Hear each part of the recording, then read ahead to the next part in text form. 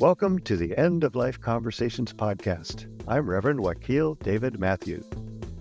And I'm the Reverend Mother Ana Luisa Armendariz. In this podcast, we share people's experiences with death and dying, whether it's grief and loss, or joy and celebration, all things related to the end of life. We so enjoy all our insightful and passionate guests who generously tell their stories with compassion and wisdom. So let's get started. Welcome, Rich Nisbet. Thank you for joining us on End of Life Conversations. In the early 2000s, Rich was asked the question, have you ever been out of your body? This drove home the point that if you can leave your body, then that means you're not your body. He then relocated from Michigan to California to study philosophies, religions, processes, and methods for coaching and counseling. When COVID hit, Rich developed an entire series of individual coaching procedures called achievements. These achievements are like philosophical processes that a person can actually do on themselves. In 2000, Rich supported a client who was caregiving his dying grandmother. He wrote out steps for his client, which they found very valuable. That prompted Rich to write a book on the subject called When It's Time. His website contains accounts and stories of everyday people who have had out-of-the-ordinary experiences. It's an incredible website and an incredible book, and we will put links to both the website and the book in the podcast notes. So welcome, Rich. Hey, thank you. It's great to have you. We like to begin with this question with everybody. So when did you first become aware of death? I grew up in a really great family and pretty healthy, and I didn't have much death at all, a couple grandparents here and there. But to be honest, in 2010, my wife died from leukemia. And this last 18 months, my son died and my mom and my dad died. So it's the death that I've experienced personally has been at the later part of my life. Mm-hmm. Mm-hmm. Wow. But wow. Like your thing said, I've been coaching and counseling people for 4 decades. And a lot of that has been grief counseling. When they have loss, I help them through it so that they can regain who they are and regain. I like to say that grief counseling, the purpose is to get rid of the excruciating pain and replace it with love and meaning. Mm-hmm. Finding meaning in death is the most therapeutic, I feel. Mm-hmm. Yeah. Yeah, I think it's funny that similarly, when my wife has just had a diagnosis, that it kind of turned our lives upside down. And I remember often I've said to people, all this work I've been doing with Ana Luisa and end of life work and hospice and etc. suddenly came into my life. And so, as you're saying, when it comes into your life like that, even though you've been doing it as practice, it's a whole different animal in a way. It's like, okay, now I got to practice these things, right? You're right. However, like the woman on the last podcast you guys did, when you're aware of the actual dynamics of us versus this physical body and the realm that is present right now that we can kind of tap into, when you're aware of that, death, what's death? Death is what's dying. Yeah. Right. It really changes it all. I mean, I'll tell you the one pet peeve I have of everything is when people get exposed to some of these other realms, like out-of-body, intuition, telepathy, near-death experiences, placebo effect, lucid dreams. When people get a touch of that, I can't believe that they don't go, whoa, I'm going to find out more about this. What's wrong with them? Why don't they just jump into that? Yeah, exactly. Really, Pete Townsend from The Who, he did some drug and was out of his body, and he goes, oh my God, I'm a spirit. I'm not a body. And he wrote Tommy, the rock opera Tommy. We're deaf, dumb, and blind to our own spirituality. So anyway. Yeah. Oh, it's so beautiful. Yeah. I love that, Rich, because it also reminds me to hold space for like kids who understand this, for elders who understand this, for folks who just in this moment of like, when it happens, and people are like, who's that kooky person, right? Like, I am that kooky person, and I keep talking about it. Yeah. And But I don't know why people are so excited. Like, that's another realm. Let's talk. Because it's home. It's home. It's Oh, yeah. real. It is real. Have you ever noticed in songs the word home, people just start crying? They're not crying about where they grew up. They're crying about the real home.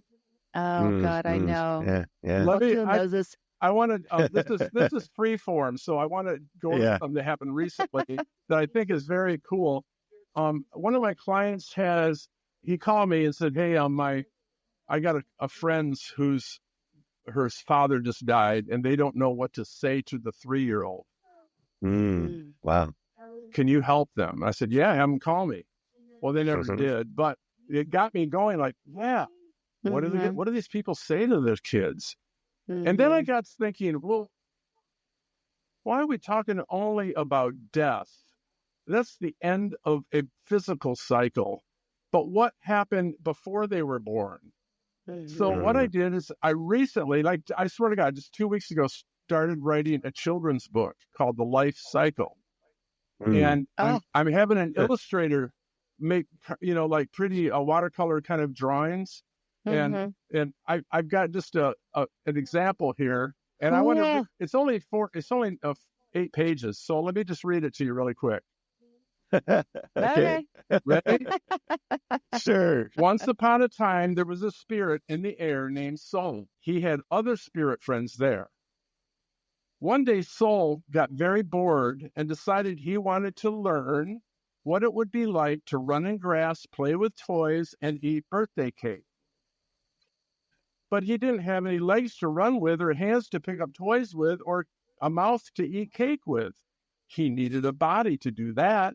So Soul decided to find a body he could be with.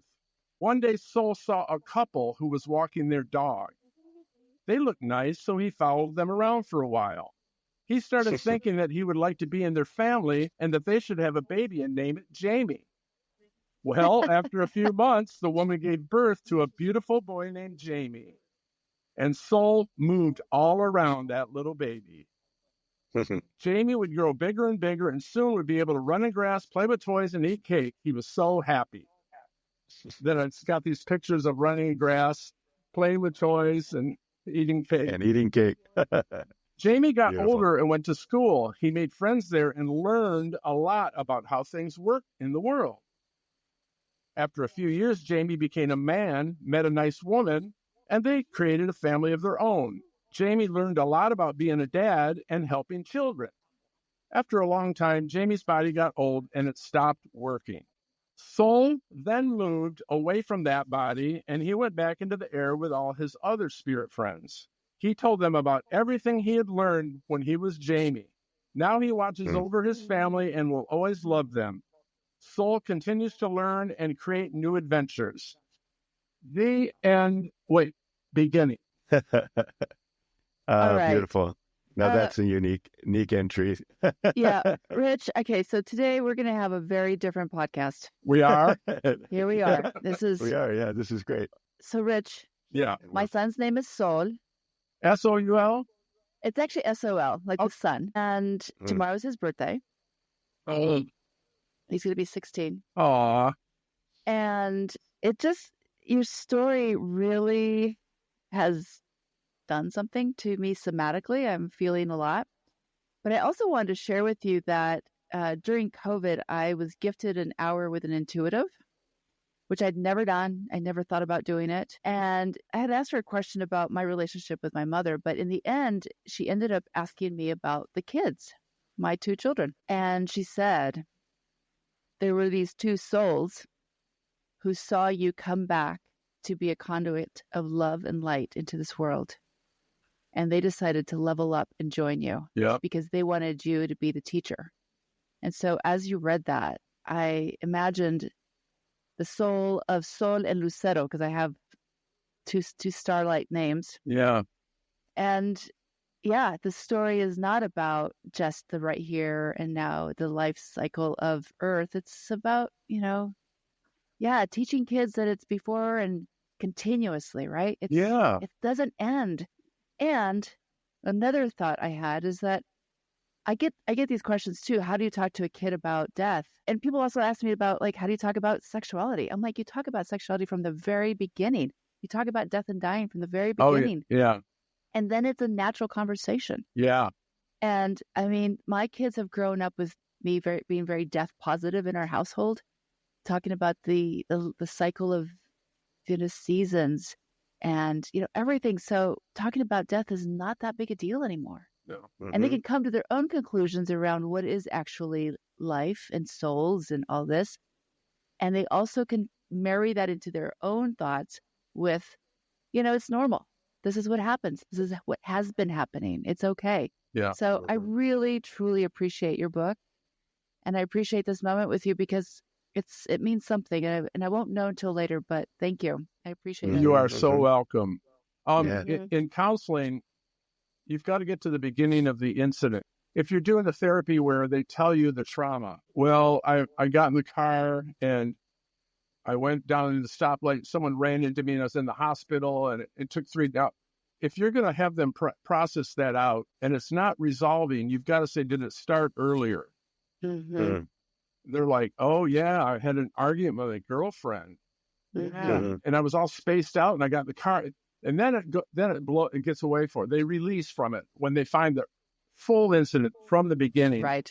Therefore, when you tell a kid, well, grandma died and went to heaven. Well, what do you mean grandma died and went to her whole body went up? Yeah. Right. You got to start at the That's the beginning. story. And like you picked up on it. It's like we all have an inkling of what home is and what the truth is. And when it hits you, boy, it's just glorious, isn't it?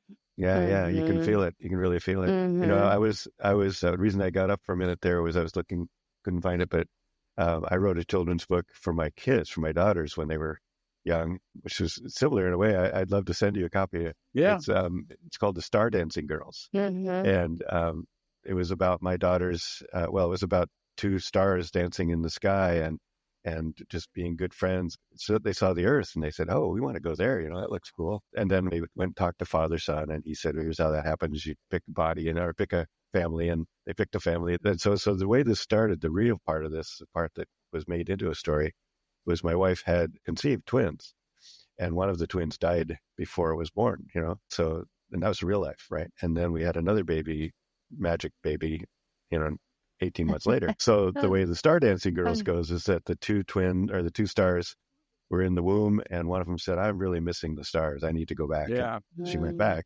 But later she said, wow, I'm really missing my sister. And she came back. That's Wow. the story. That's awesome.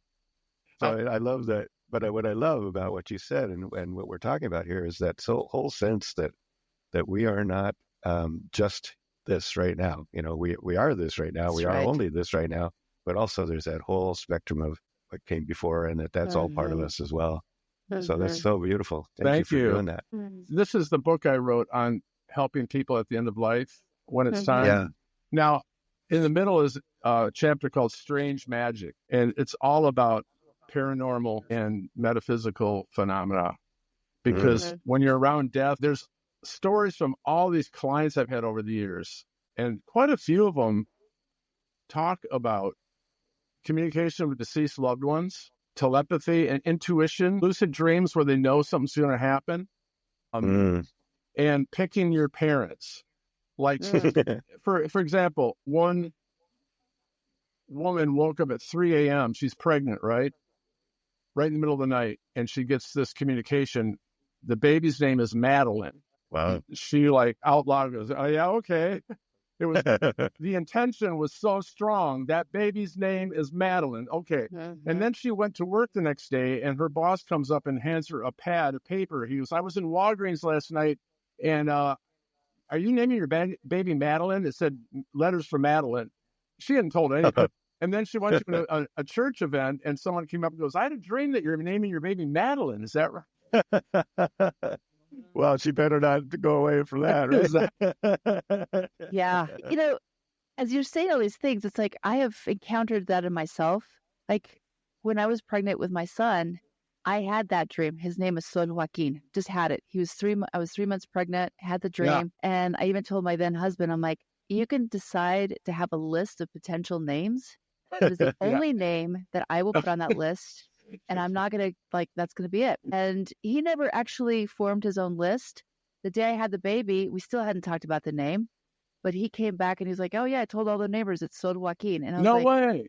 yeah, like That's it awesome. he just was like, that's it. Right. And so, yeah, I never thought that was really strange, but maybe it is. Like, Well, there's some Kabbalah, some of these mystical religions think the soul is present 7 days before conception. mm-hmm. So 7 days before, you know what? Mm-hmm. And if you saw the movie Fantasia by Disney, Yeah. there's a scene, I think, of the Greek mythology where the Cupids are up there and there's a couple and they shoot the arrow, boom, and all of a sudden the couple's like, ah. So the soul is present before the body's even conceived. Yeah. And that's why I put in this book. And another aspect of my little book is all the near-death people say that they feel our purpose is to learn. Mm-hmm. And they hadn't learned enough in their earlier life. So they have to come back and do it again. So they learn. And that's why I put Soul wanted to learn. He learned how to be a dad. He learned a lot in school. And he told his friends what he learned being a human. Oh, that's so beautiful. I'm just I'm smitten. Well, and I love this kind of full circle. If we go back to what we were talking about at the beginning, is that this is acknowledging that these things are real and that that they're as real as anything else. And as you said, people who don't acknowledge that and who stifle that for some reason out of fear or afraid that culture, and our culture is totally guilty of that. Like the woman you were talking about who was afraid to tell anybody, Libby. She was afraid to tell anybody, because she was afraid she'd be tossed into the psycho room. And there's still, even though it's less so maybe than it was when she was young, it's still a case that it's still a stigma attached to you saying, well, I had this experience. People will still look at you like, oh, you obviously don't have your all your marbles there, Yeah. Or as Ana Luisa is saying, you might be asked to leave the dinner. If you're never invited back. If you deliver it though with complete confidence and as a matter of fact, a lot of people go, yes. Now, when my son passed, I did the memorial for him. He was 27.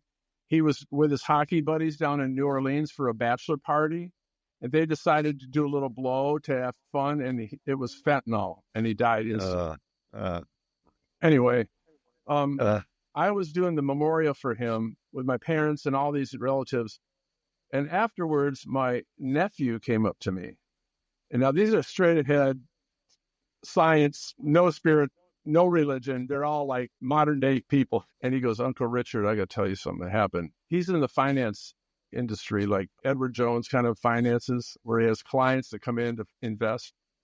This woman came in, his client, and said, you got to set up an account for my grandson. And he's like going through the papers. I didn't know you had a grandson. She goes, yeah, I didn't either. Well, what happened? She said, well, you remember when my son passed at 40, she had a 40-year-old son that died in a car accident a year ago. Well, she was in her car recently, and she said, I'm driving, and all of a sudden, there's my son in the car, and my hair was up on and he's in there, and I feel I'm going to see him kind of, and he says, Mom, you missed an email. You got to check your email, Mom. And then, boom, gone. And she was like driving. She's like, oh my God, whatever. I don't even know if I know it. So she gets home and she opens her laptop and she starts scrolling. And all of a sudden there's one unopened email. And she opens it up and it says, you don't know me, but I had a relationship with your son. And I just delivered a baby boy and the DNA shows that it's his. You're a grandma. Wow. I just got goosebumps. I know. Yeah. And this came from my nephew, Joe, who just has, he's never talked about spiritual things with anybody. That's why he pulled me aside because right. He knew I tell anybody. I love that. My gosh.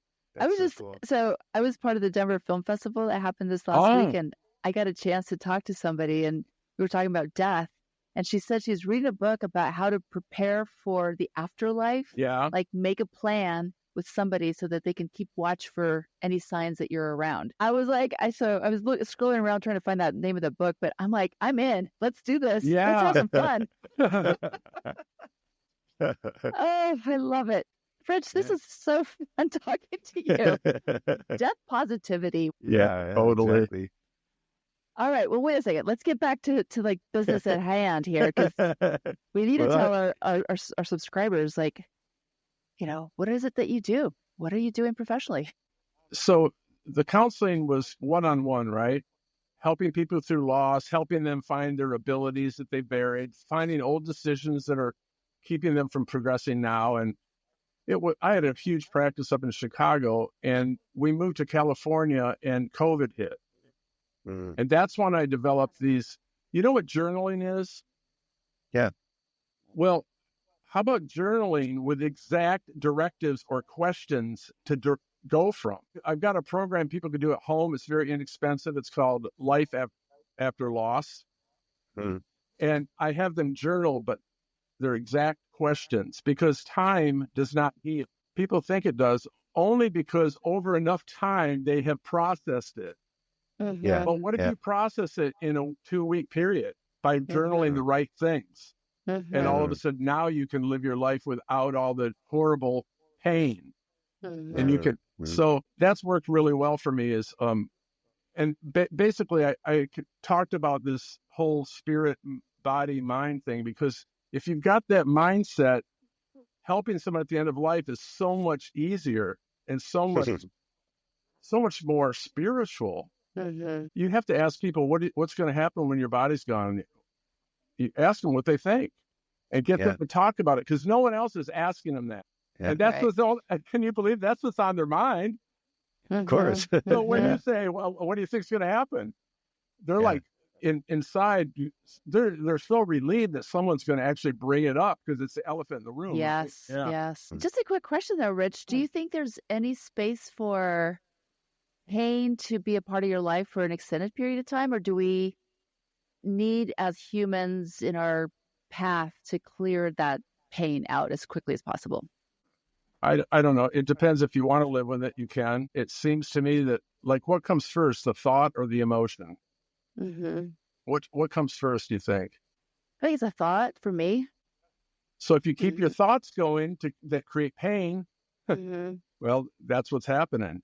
But if you can take a look at the thoughts, the mind's a great servant, but a terrible master. Remember that? Right.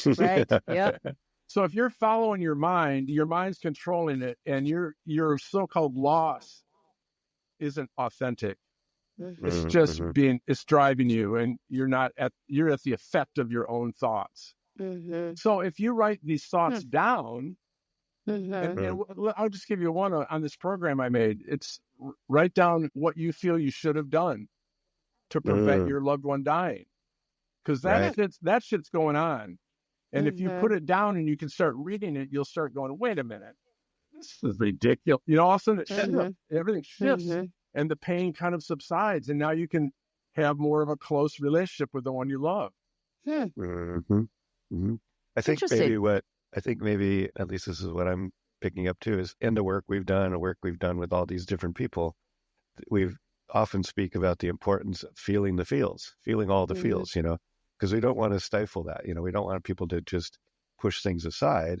We want them to go to feel it, right? And so I think that's the point maybe that Annalise was getting to. Perhaps, I don't know. I don't want to make your point for you. No. I think that's true. I was just trying to have an open-ended kind of question around that, because it's interesting that yes, grief and loss is painful. It's horrible. And sometimes we actually had somebody who said they went for an entire year. Remember, who was that? They did an entire year of feeling just so lost. And the bereavement part, and that actually came when this person came out of it. They felt like it was good. It was needed to have done for that time. And I love the idea of processing as you're able to get to the bottom of what is going on. I think there's a both and, right? Different people will process differently. Can I just point out to you, you find out someone died, you're not going to sit down with pen and paper, start writing. Believe me, you're going to have that period of shock where you can't function in any capacity. And I'm included in that. When I found out my son died, and I was a mess for a couple of weeks. And I swear to God, it didn't start evaporating, the excruciating pain till I said, well, I got to take my own medicine. I started writing. I did the whole thing. Oh my God. And the tears and the horrible, I didn't want to wait a year though for that shit to come out. I did it when I was ready, and I'm going to confront it now. And I'm going to write down everything, who I blamed for his death, what I should have done. And all of it was just ridiculous. There's a book by Byron Katie called Loving What Is. And in my mind, he died too early. Yeah. Is that true, though? Maybe he died when he was supposed to. Yeah. Right. So our thoughts dictate our pain. Right.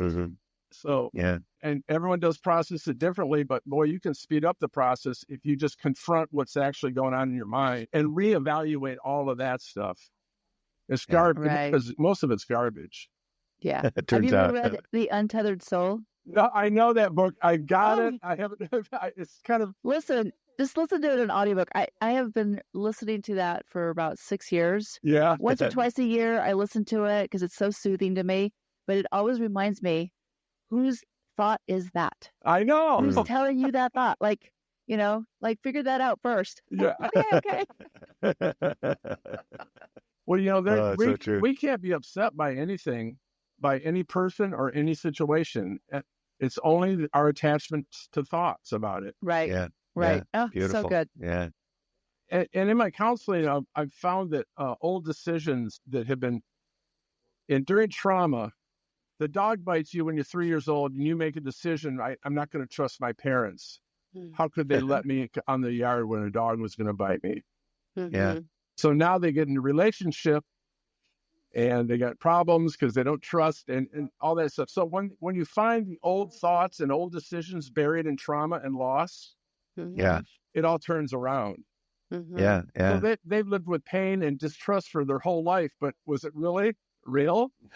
Yeah. You have to retrain your mind to, and by writing it out, by processing it, you get a chance to do that. You get a chance to go back and find that first trigger, because we all are in this reactivity state where we just, that's a pretty normal thing to do. We get triggered, we react. And so we do have an opportunity right there to stop. And I think Thich Nhat Hanh was saying something like, we have a choice to notice our trigger and make a choice. Do we react or do we think? Do we write it down? Do we say, wait a minute, what really happened here? Or do we let it go by, right? Or just or let it go for now. Yeah. The meditative thing is definitely let thoughts just occur and don't protest. Yeah. If you're protesting, you're stuck to it. Yeah. Yeah. Wow. Yeah. So I'd love to carry this through a little further. Can you tell us kind of the challenges you've had with doing this work, or with, in this, I guess, with your work, people's you've got to enter the case at the level they can understand and agree with. Yeah. So if we start talking early on, like the stuff we're talking about right now, it's going to invalidate their feelings. You can't go, hey, you're never going to die. Don't worry. Your grandma's not dead. She's just floating around. Look at you. You have got to enter in the right spot. And that's always a challenge, to make sure that you don't overshoot the person you're in front of. Victimization is a good place to start. Tell me how you feel about that. Oh, well, let them go through then until they trust you to a point. And I've noticed that in my practice, if someone was taking medication for their depression and anxiety, it was always a little bit of a liability, because during the therapy, or whatever you want to call it, the coaching, they would be climbing out of the victim mentality into I'm responsible for 100% and they didn't like it. Yeah. Because they thought the pill was responsible for it, or they thought their diagnosis, bipolar, or whatever they were told was their problem.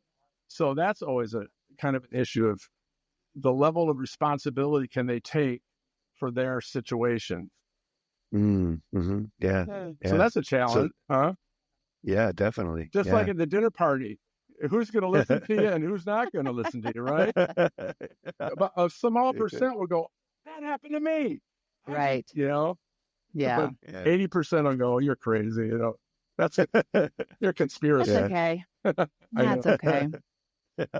So, what do you do to feel supported in the work that you do? What practices or rituals do you do to keep yourself grounded? Well, I always keep studying. I read a book by Bruce Grayson recently, After. Have you heard of that book? Mm-mm. He read the book your other girl was talking about, Moody, who wrote Life After Life.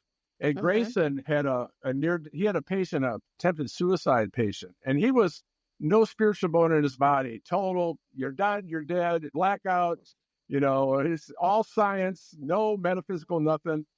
And one of his patients, who was almost dead from a drug overdose, he went to the room and she wasn't responding, and he put her in the ER and then went down to a different place in the hospital, and there her roommate was, and the roommate was pacing back and forth, and he goes, "What drugs did your roommate take?" Because she found the roommate on the floor in the bathroom, and I don't know, I know she take it. I go, she said, and it was about a 20-minute conversation. Well, the next day he went to the patient, and she was now conscious, so they had revived her.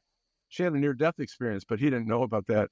And he goes, "Hi, I'm Dr. Grayson." She goes, "Yeah, I know who you are." He goes, "You do?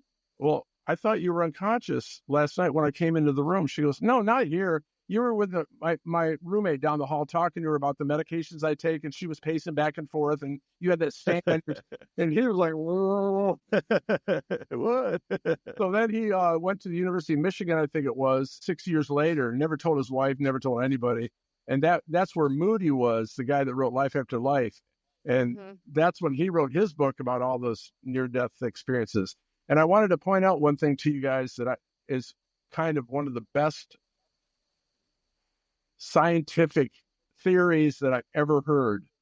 How is it that people with no brain activity can enter the realm of where they go, the metaphysical, no time, no space, no location, all love, All light. Yeah.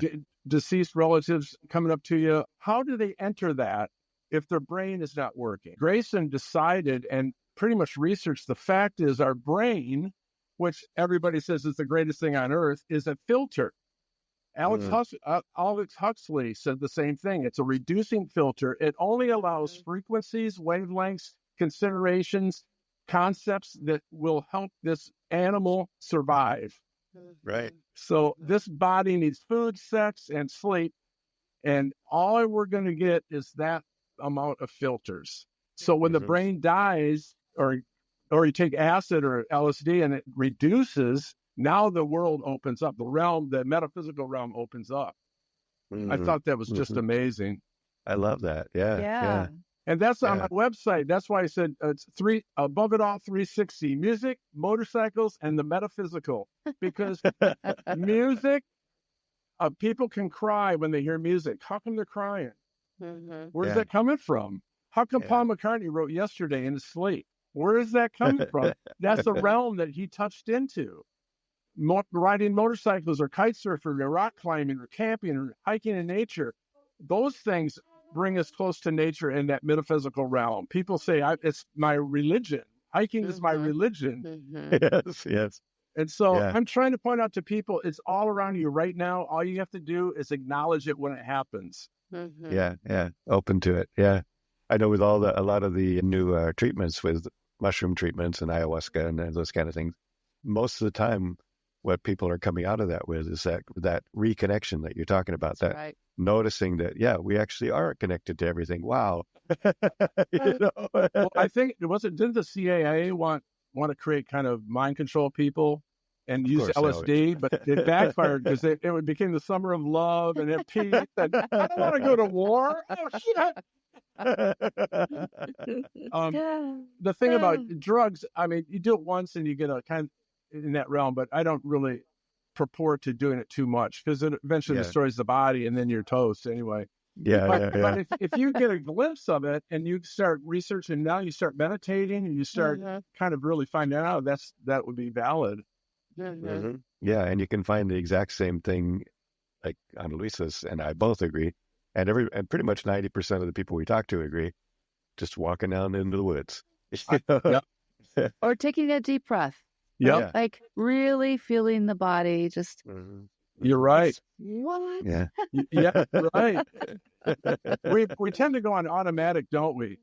That's what I mean about don't let the mind lead you. You need to lead the mind. Yeah, right. yeah. Because the mind is just a survival mechanism. My teacher says, just don't let that. You got the nafs or the ego. Don't let they're there. They have an important reason to be there. Your mind, has an important to keep you survive, like to help you survive. Yeah. But you can't let them drive the bus. Right. Right.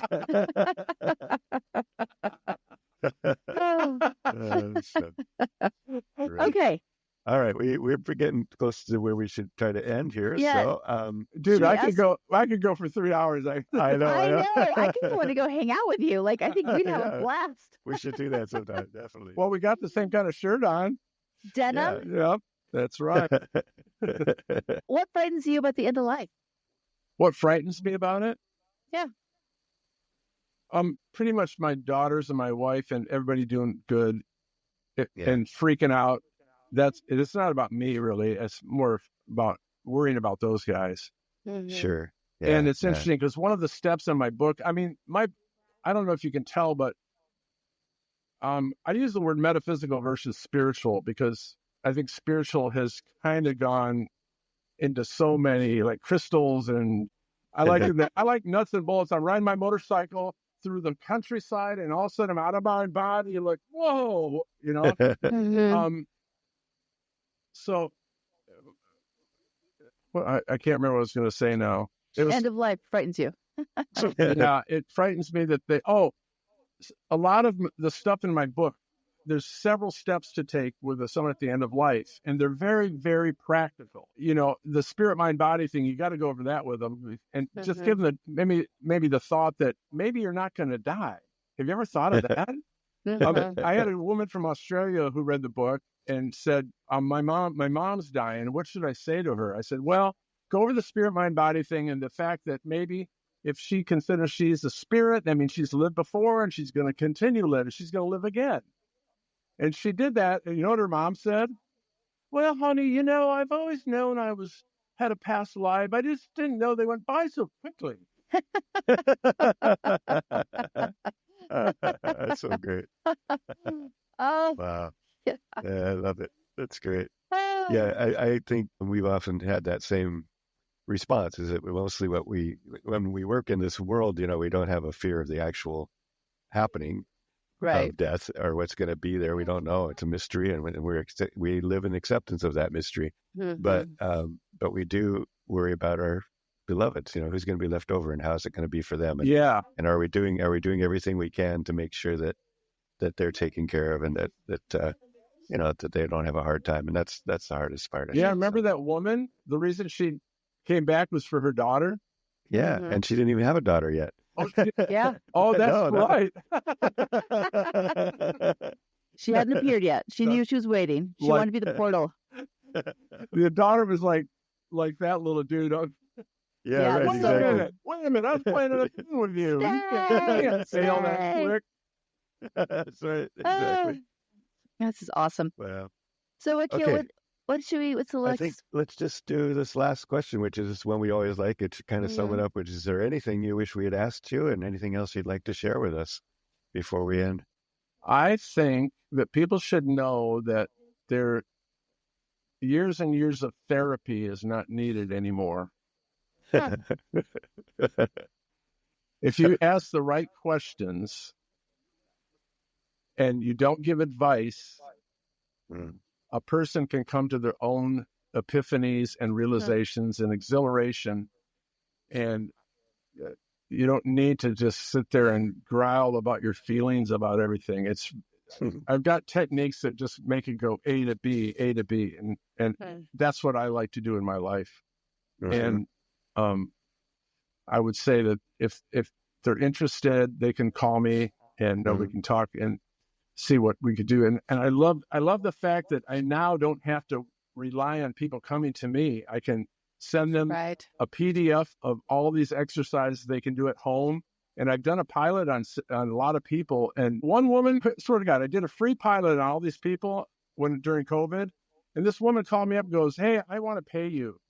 Yeah. I awesome. don't feel good about my life has changed 100%. And now I think you should be getting compensated for that. So I'm very, very happy that people can do stuff on their own, in their own home, in their own time, and they don't have to rely on driving to a therapist anymore. Right. I'm curious. Important. I'm going to check it out. Okay. Yeah, good. definitely.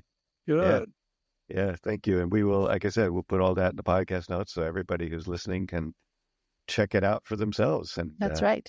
Yeah, this has been such a fun conversation. So fun. I would laugh so much. It's so nice. And you brought a poem. Do you want to read your poem? Do you guys have it in front of you? You could read it because All right. I have it buried in my computer here. Yeah, I can find it. Let me look here. You got it. All right. This is a poem called "Do Not Stand at My Grave and Weep." Do not stand at my grave and weep. I am not there. I do not sleep. I am 1,000 winds that blow. I am the diamond glints on snow. I am the sun on ripened grain.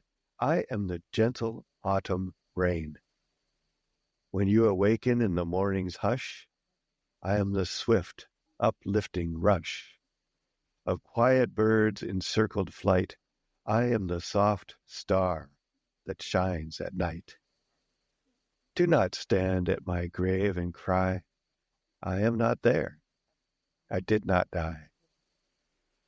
By Mary Elizabeth Fry. Let's read that again, shall we? Yes, we shall. Do not stand at my grave and weep. I am not there. I do not sleep. I am 1,000 winds that blow. I am the diamond glints on snow. I am the sun on ripened grain.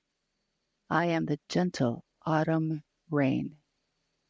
When you awaken in the morning's hush, I am the swift, uplifting rush of quiet birds in circled flight. I am the soft star that shines at night. Do not stand at my grave and cry, I am not there. I did not die. By Mary Elizabeth Fry. Thank you so much, Rich, for offering Mary Elizabeth Fry to us. Oh, yeah. Your voice sounds so great on that. So wonderful. Yeah, we really appreciate you. Appreciate your work and all you've done and are doing, and blessings.